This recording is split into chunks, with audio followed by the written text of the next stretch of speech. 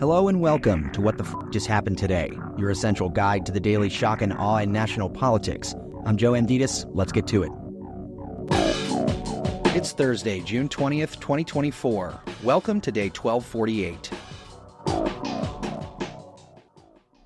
The judge overseeing the trial involving convicted felon Donald Trump's willful retention of classified documents in violation of the Espionage Act refused to hand off the case to a more experienced judge, despite two more senior colleagues on the federal bench in Florida urging her to do so.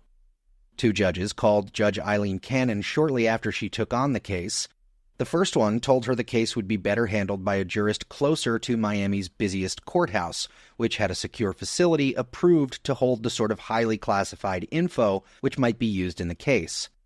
The second call came from Cecilia Altanaga, the chief judge in the Southern District of Florida, who told Cannon the optics of her overseeing the trial would be bad.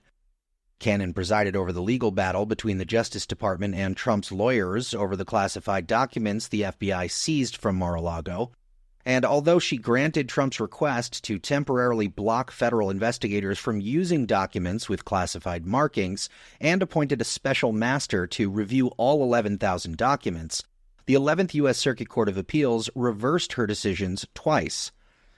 Cannon, who was appointed by Trump, has little trial experience and has indefinitely postponed the trial and declined to set a date for it to begin, despite the fact that both the prosecution and the defense said that they're ready to begin.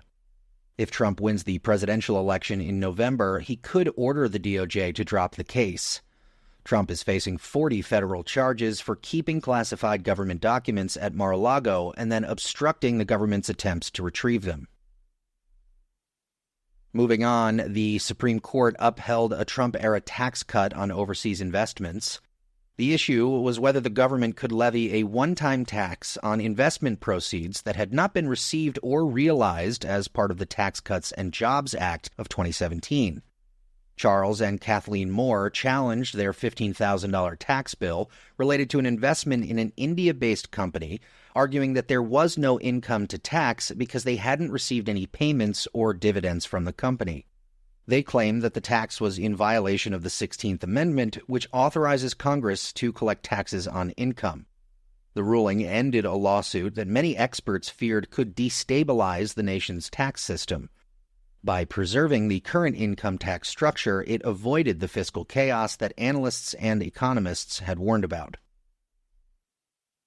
Meanwhile, Louisiana's Republican governor signed legislation requiring public schools to display the Ten Commandments in every classroom.